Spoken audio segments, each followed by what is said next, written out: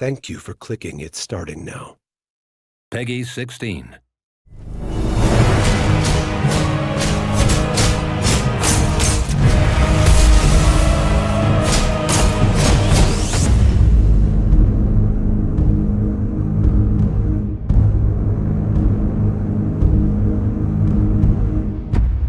One of the things we were conscious of when creating this idea of a monolith is that we wanted to make sure there was still variety in there. So we did actually create 4 very distinct different biomes.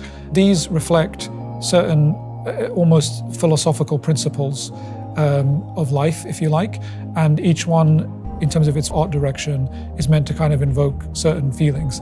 You will also see some very unique areas which lead more towards the supernatural and divine aspects of the mysteries that this ancient civilization has uncovered.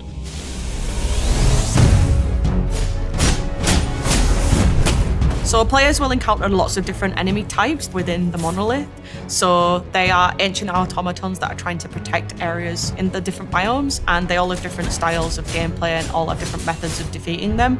This is sort of tied to the cartogram system. We put a lot of information up front in those cartograms, including what boss you'll face.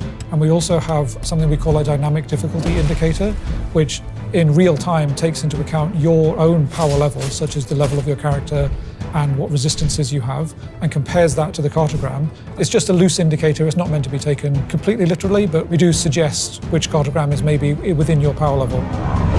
In Empyreal, there's 9 different characters, and each of them have their own unique backstories. So all of them have their own motivations and reasons for being there, and they all have different takes on what's happening inside the monolith. Huh. I see the rumors were true. Each of them is intended to be a very unique personality, and they've all had to sacrifice a great deal to be here, and they're all concerned about the future, and they're concerned about what they found. It's very dangerous here. You shouldn't have come here. Each of their quest lines have multiple endings depending on how you speak to them and what you do within the game. So it's gonna basically, everyone's end game can look quite different depending on how you've treated different characters. What I hope is that players will resonate with these characters, that they will have their favorites. I mean, I'm probably biased, but I think they're one of the most interesting aspects of the game.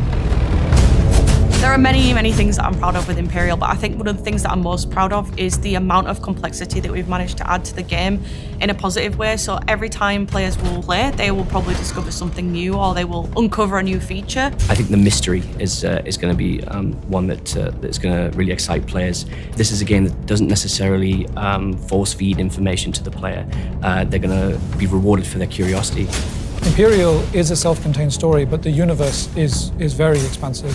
The people who belong in this world, including your player character, they know a lot about the history, they know a lot about the entities, about the civilizations, about the warring powers.